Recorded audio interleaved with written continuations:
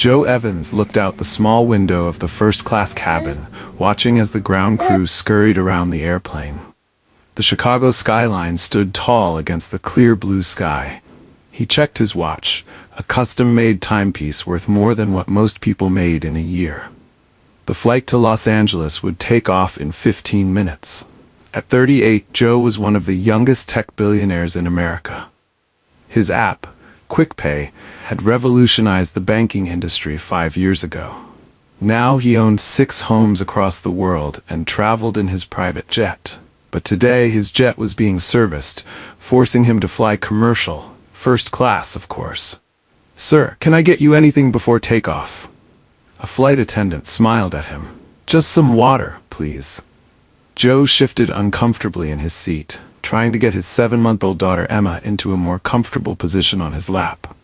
This was his first trip alone with Emma since his wife, Melissa, had died from complications during childbirth.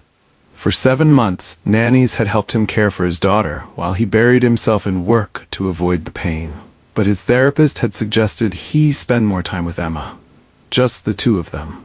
A trip to visit his parents in Los Angeles seemed like a good start. The flight attendant returned with his water. "Your daughter is beautiful. What's her name?" "Emma," Joe replied, managing a small smile.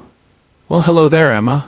The flight attendant wiggled her fingers at the baby, who stared back with curious blue eyes.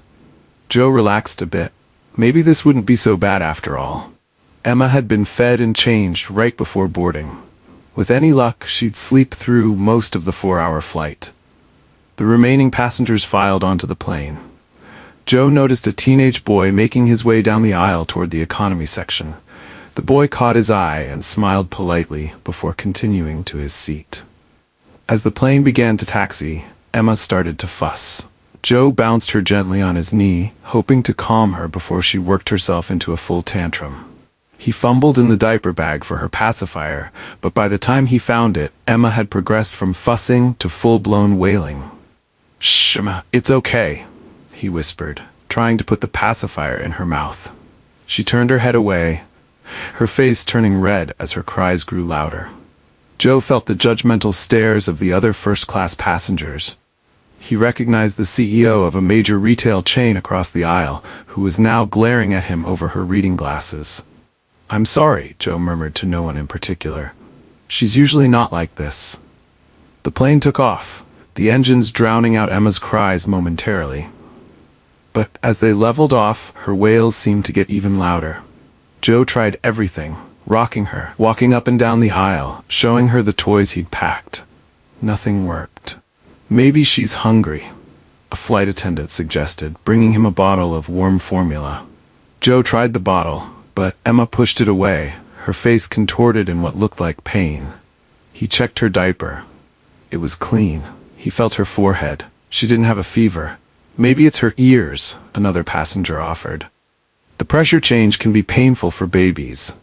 Joe nodded gratefully for the advice, but he'd already tried gently massaging Emma's ears. That had only made her cry harder. 30 minutes into the flight, Emma's cries had not subsided. Joe was sweating now, bouncing her desperately as he paced the small area near his seat. "Sir," a flight attendant said quietly, "I'm getting complaints from other passengers. Is there anything else you can try?" Joe felt a flash of anger. Did they think he wasn't trying? But it quickly gave way to desperation. "I don't know what else to do," he admitted. "I've tried everything." 16-year-old Andrew Thompson sat in his economy seat, trying to ignore the persistent crying coming from first class. He'd been saving for 2 years to buy this plane ticket to Los Angeles, where his aunt had promised him a summer job at her restaurant. Life in his Chicago neighborhood wasn't easy, especially after his mom got sick last year. The medical bills had wiped out their small savings, and now they were behind on rent. Andrew had been working part-time at a local grocery store while going to school, but the pay wasn't great. His aunt's offer, room, board, and a job that paid better than anything he could get in Chicago, was a lifeline. If things worked out, he might even be able to send some money back to his mom. The baby's cries grew more insistent. Andrew could hear the father's voice, trying to soothe her. He felt bad for them both. The baby was clearly upset about something, and the dad sounded increasingly desperate. After 15 more minutes of crying that showed no signs of stopping, Andrew made a decision. He unbuckled his seatbelt and stood up. "Where are you going, son?" asked the elderly woman sitting next to him. "That baby's been crying for almost an hour," Andrew explained. "I used to help with my little cousins all the time. Maybe I can do something." The woman smiled. "That's very kind of you." Andrew made his way to the front of the plane. A flight attendant stopped him before he could enter the first-class cabin. "Can I help you?" she asked, her tone suggesting he should return to his seat. "Actually, I was wondering if I could help with the baby," Andrew replied. "I have experience with babies. My cousins, you know?" The flight attendant looked skeptical, but Emma's cries had reached an almost painful level. She glanced toward Joe, who was now standing near the bathroom, looking utterly defeated as he bounced the screaming Emma. "Sir," the flight attendant called out, "this young man says he might be able to help with your daughter." Joe looked up, his eyes red-rimmed from stress and lack of sleep. He recognized the teenager he'd seen boarding the plane earlier. Under normal circumstances, he might have politely declined the offer. But these weren't normal circumstances. He was at his wit's end. "Please," Joe said simply. Andrew approached slowly, conscious of the curious stares from the first-class passengers. "Hi," he said. "I'm Andrew. My mom runs a home daycare, so I've been around a lot of babies. Do you mind if I try something?" Joe hesitated only briefly before nodding. "I'm Joe. This is Emma. I've tried everything I can think of, but nothing's working. May I?" Andrew held out his arms. Carefully, Joe handed his daughter to the teenager. Andrew cradled Emma expertly, supporting her head and bouncing her gently. Emma continued to cry, but Andrew didn't seem discouraged. "Do you have any lotion or cream in your bag?" Andrew asked. Joe rummaged through the diaper bag and pulled out a small tube of baby lotion. "Just this." "That'll work," Andrew said. He sat down in Joe's seat and laid Emma across his lap, her stomach down and her head resting in the crook of his arm. With his free hand, he squeezed a small amount of lotion onto his fingertips. "My mom does this for colicky babies," Andrew explained as he began to gently massage Emma's back in small, circular motions. "Sometimes they get gas bubbles that hurt, especially during flights when the pressure changes." Emma continued to cry, but after a few minutes, Andrew felt her body start to relax. He moved his fingers in slow, rhythmic patterns across her back and shoulders. "That's it, little one," he murmured. "Let it all out." To Joe's amazement, Emma's cries began to subside, turning into hiccuping sobs, then whimpers, and finally blessed silence.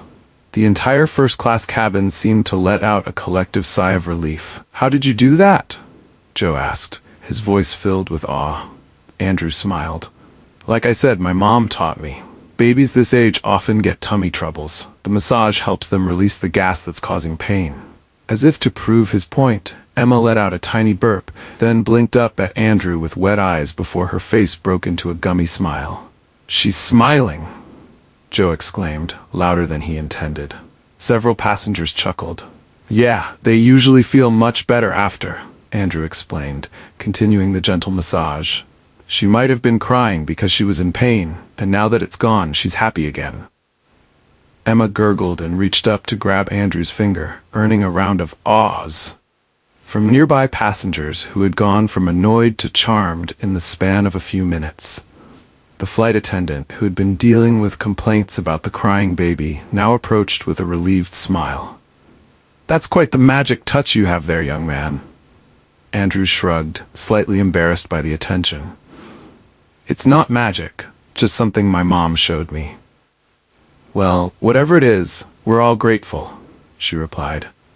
"Can I get you anything from economy? A snack or a drink?" "A soda would be nice," Andrew admitted. "Make that a full meal," Joe interjected. "The best one you've got available." "Of course, sir." The flight attendant nodded and hurried away. Joe sat in the empty seat next to Andrew, watching in amazement as his daughter continued to coo and smile at the teenager.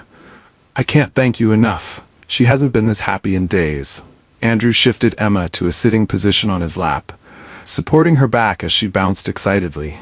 Babies can get overwhelmed easily. New places, new people, weird air pressure. It's a lot for their little bodies and minds to handle. Joe nodded, taking in the information. Despite all the parenting books he'd read, none had prepared him for the reality of a screaming baby on a plane. I should probably know these things, he admitted. Hey, no one's born knowing how to take care of babies, Andrew said. Even my mom, who's been doing it for 20 years, says she learns new things all the time. The flight attendant returned with a tray containing what appeared to be the first-class meal. A gourmet chicken dish with roasted vegetables and chocolate cake for dessert. She set it on the empty seat tray next to Andrew. Wow, thank you, Andrew said, his eyes widening at the sight of the food. Thank you, echoed several nearby passengers, earning a laugh from everyone in earshot. As Andrew ate, with one hand as Emma refused to be passed back to her father, Joe studied the teenager. He looked to be around 16, wearing jeans and a t-shirt that had seen better days. His sneakers were scuffed and worn at the edges. So, are you heading to LA for vacation? Joe asked. Andrew swallowed a bite of chicken. No, sir. My aunt owns a restaurant there. She's giving me a summer job, maybe longer if it works out. That's great, Joe said. What kind of restaurant? A soul food place in Limerick Park. Nothing fancy, but the food's amazing. My aunt's been running it for almost 20 years. Joe nodded, thinking of the high-end restaurants he frequented in Los Angeles. The best food often comes from places like that. Family recipes passed down through generations. Exactly, Andrew said, his face lighting up. My aunt makes cornbread that'll change your life. Emma squealed happily, as if agreeing with the assessment of the cornbread. She seems to approve, Joe laughed, feeling lighter than he had in months. She's a smart kid, Andrew replied, gently bouncing Emma on his knee. Aren't you, Emma? So smart and strong. Emma responded with another delighted squeal and a stream of babbling noises. She's talking to you, Joe said, surprised. Emma rarely vocalized this much, even with him. Babies love conversation, Andrew explained. Even when they can't say real words yet, they want to communicate. My mom says it's important to talk to them like they understand everything. As if to demonstrate, Andrew looked Emma in the eye and said clearly, You're doing such a good job on this airplane, Emma. Such a brave girl flying so high in the sky. Emma babbled back enthusiastically, waving her tiny fists. Joe felt a pang of regret. How often had he really talked to Emma like that? How many opportunities for connection had he missed while grieving his wife and burying himself in work? I need to do better, Joe murmured, almost to himself. Andrew looked up from Emma. What's that, sir? Joe shook his head. Nothing. Just thinking out loud. He paused, then asked, Would you mind sharing some other tips? I'm still pretty new at this whole dad thing. For the next hour, as the plane continued its journey to Los Angeles, Andrew shared everything he'd learned from helping his mother with the daycare children. He showed Joe how to hold Emma to help her see out the window, how to play simple games that delighted her, and how to recognize the early signs of tiredness before she got overtired and cranky. Joe soaked it all in, asking questions and trying the techniques himself. The other first-class passengers, who had been shooting daggers at him earlier, now watched the impromptu parenting lesson with smiles and occasional helpful comments of their own. My grandson loved it when I sang to him, even though I can't carry a tune in a bucket, offered an elderly man across the aisle. Peekaboo never fails, added a woman who identified herself as a kindergarten teacher. What had started as a nightmare flight had transformed into something unexpected. A community of strangers coming together to help a struggling father. As the plane began its descent into Los Angeles, Emma finally dozed off in Andrew's arms, her little rosebud mouth slightly open, her long eyelashes casting shadows on her chubby cheeks. Should I hand her back to you? Andrew whispered. Joe nodded, carefully taking his sleeping daughter. I can't thank you enough, Andrew. You saved this flight for everyone, especially me. Andrew shrugged. It was nothing, really. She's a sweet baby. It wasn't nothing, Joe insisted. It was everything. He hesitated, then asked, "Would you mind telling me a bit more about why you're moving to LA? You mentioned a job at your aunt's restaurant?" Andrew nodded. "Yeah. Things have been tough in Chicago. My mom got sick last year, breast cancer. She's doing better now, but the medical bills." He trailed off, looking uncomfortable. "I understand," Joe said quietly. "Medical costs can be devastating." "We're managing," Andrew said quickly, his pride evident. "My aunt's offering me a job that pays better than what I could get in Chicago. If it works out, I can help my mom with the bills and maybe even save for college." Joe nodded, impressed by the teenager's maturity and sense of responsibility. "That's admirable, Andrew. Not many 16-year-olds would be so focused on helping their family." Andrew looked down, embarrassed by the praise. "It's just what you do, you know? Family takes care of family." The plane touched down smoothly, and Emma stirred but didn't wake. As the seatbelt sign turned off and passengers began gathering their belongings, Joe made a decision. "Andrew, I'd like to give you my card," he said, shifting Emma to one arm while reaching into his jacket pocket with the other. "I'm always looking for responsible young people to join my company's internship program. It pays well and includes college tuition assistance." Andrew's eyes widened as he read the card. "Quick pay? You're that Joe Evans?" Joe nodded, a bit embarrassed. He didn't advertise his wealth or status, but his company was well known enough that most people recognized the name. "Wow," Andrew breathed. "We use Quick Pay all the time. It's how my mom sends money to my grandma in Mississippi." "I'm glad to hear it's helpful," Joe said. "Listen, the offer is serious. Call that number when you're settled in LA. We have offices there too. At the very least, I'd like to properly thank you for your help today." Andrew looked at the card, then carefully tucked it into his wallet. "Thank you, sir. That's really kind." As they exited the plane, the flight crew thanked Andrew again for his help. The captain even came out of the cockpit to shake his hand, having heard about the miracle worker in economy who had calmed the screaming baby. In the terminal, Joe and Andrew walked together toward baggage claim. "My driver will be waiting," Joe said. "Can we give you a ride to your aunt's place?" Andrew shook his head. "That's okay. She's picking me up, but thank you." They reached the point where they would have to go in different directions. Joe to the VIP exit where his driver would be waiting, Andrew to the regular pickup area.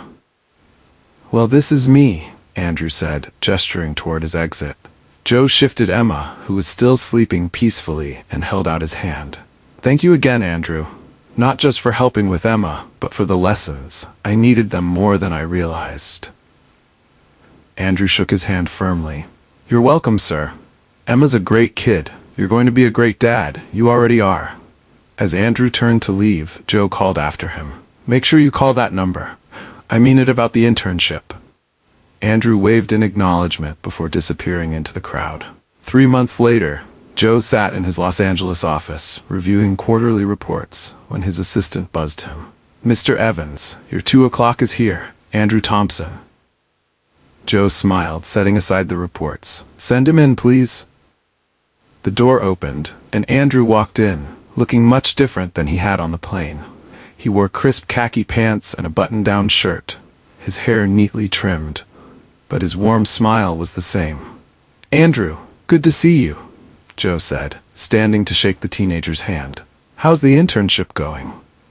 After that fateful plane ride, Andrew had indeed called the number. Joe had arranged for him to join QuickPay's summer internship program, working in the marketing department 3 days a week while continuing to help his aunt at the restaurant on weekends. The program paid well and included a college savings component. "It's amazing, Mr. Evans," Andrew replied enthusiastically. "I'm learning so much. Miss Rodriguez in marketing says I have a real eye for what appeals to younger users." "I've seen your feedback reports," Joe nodded. "The team is very impressed. But that's not why I asked you to come by today." He walked over to a side door that led to a small adjoining room, opening it to reveal Emma playing on a colorful mat, supervised by her nanny. At 7 months old, the baby had grown and changed significantly since the plane ride. When she caught sight of Andrew, her face lit up with a huge grin. "Someone's been excited to see you," Joe said, watching as Emma began bouncing up and down on her bottom, babbling excitedly. Andrew laughed, kneeling down to the baby's level. "Hi, Emma, look how big you are now." Emma squealed in delight, reaching for him. The nanny nodded at Joe and quietly exited, leaving the three of them alone. Andrew picked up Emma, who immediately began patting his face with her tiny hands. "She remembers me," he said, sounding surprised and touched. "Of course she does," Joe replied, watching them with a smile. "You made quite an impression, on both of us actually." He gestured for Andrew to sit, then took a seat across from him. "After we met, I did a lot of thinking about what you said on the plane, about family taking care of family." Andrew nodded, bouncing Emma gently on his knee. "I realized I'd been so caught up in my grief over losing my wife and in running my company that I hadn't been the father Emma deserves," Joe continued. "But seeing you with her that day, it was a wake-up call. Since then, I've cut back my hours. I hired a new COO to handle day-to-day operations so I can be home by 6 every evening. I even learned how to make baby food from scratch." "That's great," Andrew said sincerely. "It is," Joe agreed, "and it's largely thanks to you." He paused, gathering his thoughts. "Which brings me to why I asked you here today. How's your mother doing?" Andrew's expression grew more serious. "She's okay. The treatment seemed to be working. But the bills keep coming," Joe finished for him. Andrew nodded, looking down at Emma rather than meeting Joe's eyes. "I'd like to help," Joe said simply. "I've set up a foundation, the Emma Grace Foundation, named after my daughter, to help families struggling with medical costs. Your mother would be our first beneficiary." Andrew's head snapped up, his eyes wide with shock. "Mr. Evans, that I can't." "You can," Joe interrupted gently. "And please call me Joe. This isn't charity, Andrew. It's me recognizing the impact you've had on my family and wanting to pay it forward. The foundation will cover your mother's remaining medical bills and any follow-up care she needs." Emma chose that moment to let out a stream of happy babbling, reaching up to pat Andrew's cheek again, as if encouraging him to accept the offer. "See?" Joe smiled. "Emma insists." Andrew looked from the baby to Joe, his eyes shining with unshed tears.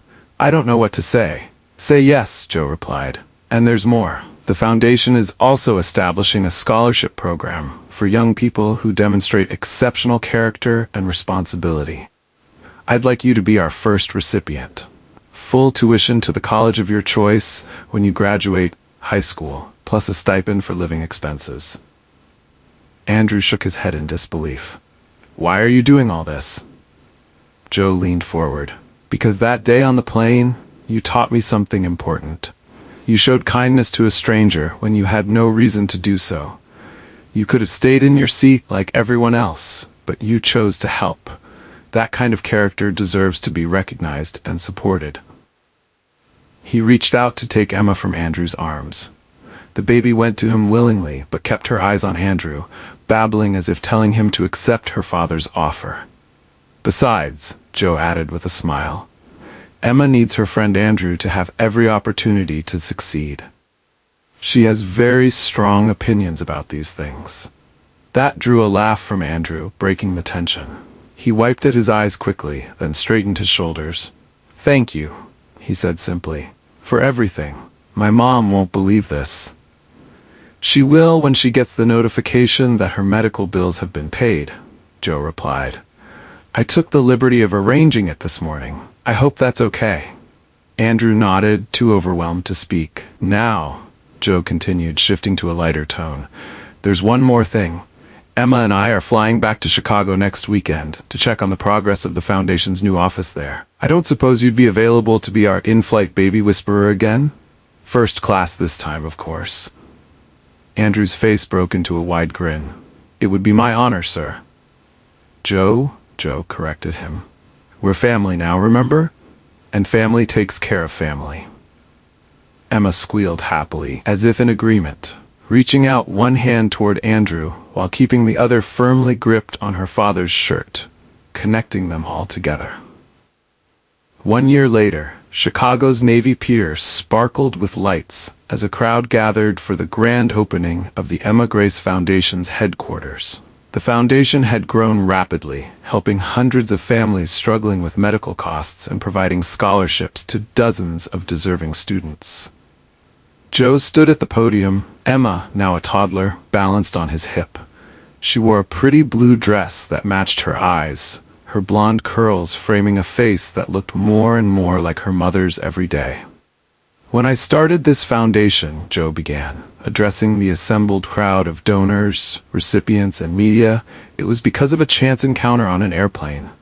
My daughter was crying inconsolably, and a young man named Andrew Thompson came to our rescue." He gestured to where Andrew stood with his mother at the front of the crowd. Mrs. Thompson looked healthy and vibrant, her cancer in remission. Andrew, now 17 and halfway through his senior year of high school, had grown taller and more confident. But his kind smile remained the same. "Andrew showed me that sometimes the most important connections we make in life come from unexpected places," Joe continued. "He taught me that wealth isn't measured by what's in your bank account, but by the kindness you show to others." Emma pointed at Andrew and called out, "Andy," making the crowd laugh and breaking Joe's serious mood. "As you can see, my daughter still thinks very highly of him," Joe said with a chuckle. "And so do I." The Emma Grace Foundation exists because of Andrew's simple act of kindness that day. In our first year, we've been able to help over 200 families with medical costs and provide 48 scholarships to young people like Andrew, those who demonstrate exceptional character, kindness, and responsibility. He paused, looking out at the crowd. "I was once a man who measured success by profit margins and market share. But now I measure it differently, by the number of families who can sleep better at night, knowing their medical bills won't bankrupt them, by the number of young people who can pursue their dreams without the burden of student debt, and by the smile on my daughter's face when she sees her friend Andy." Emma, as if on cue, giggled and waved at Andrew again. "I've learned that true wealth comes from connection, from seeing past our differences to recognize our shared humanity. It comes from reaching out a hand to someone in need, even when, especially when, you have nothing to gain from doing so." Joe shifted Emma to his other hip, her small arms wrapping around his neck in a hug. "I'm a billionaire by most standards," he continued, "but the richest moment of my life wasn't when my company went public or when I bought my first mansion. It was when a teenage boy from economy class walked up to first class and offered to help a screaming baby and her desperate dad. That moment changed everything for us." He gestured for Andrew to join him at the podium. Andrew hesitated briefly before walking up, his mother beaming proudly from the front row. "The Emma Grace Foundation is just getting started," Joe said, as Andrew reached his side. "With Andrew joining our board of directors once he turns 18 next month, we have ambitious plans to expand our programs nationally over the next 5 years." He turned to Andrew. "Would you like to say a few words?" Andrew nodded, stepping up to the microphone. Emma immediately reached for him, and he took her with practiced ease, settling her on his hip just as Joe had done. "When I walked up to help Mr. Evans, Joe, and Emma on that plane," Andrew began, his voice steady despite the large crowd, "I wasn't thinking about anything except trying to stop a baby from crying. I had no idea that small moment would change my life and the lives of so many others." He looked down at Emma, who was contentedly playing with the button on his jacket. "Sometimes the smallest gestures can have the biggest impact. I'm honored to be part of the Emma Grace Foundation, and to see how one moment of connection has grown into something that's helping so many people." Emma chose that moment to plant a wet kiss on Andrew's cheek, drawing ahs from the crowd and lightening the emotional moment. "As Emma clearly agrees," Andrew laughed, "it's all about connection. Thank you all for being here tonight and for supporting the Foundation's work." As they left the podium together, Joe, Emma, and Andrew, the crowd erupted in applause. Cameras flashed, capturing the unlikely trio, a billionaire, his toddler daughter, and the teenager who had brought them all together with a simple act of kindness on an airplane 1 year ago. In the years that followed, Their story would be told many times, on news programs, in magazine articles, and eventually in a book that became a bestseller. But to Joe, the most important part of the story wasn't the foundation or the publicity or even the thousands of families they ultimately helped. It was the reminder that sometimes the most valuable connections in life come from the most unexpected places. And that true wealth isn't measured in dollars and cents, but in the kindness we show to one another. As for Emma, she grew up knowing the story of how Andy had helped her and her dad that day on the plane. It shaped her understanding of the world and her place in it. She learned early that wealth came with responsibility, that kindness mattered more than status, and that family could be formed in the most unexpected of ways. And every year on the anniversary of that fateful flight, the three of them would get together to celebrate, not the foundation's success or the lives they'd changed, but the simple human connection that had started it all. A crying baby, a desperate father, and a kind-hearted teenage boy who decided to help.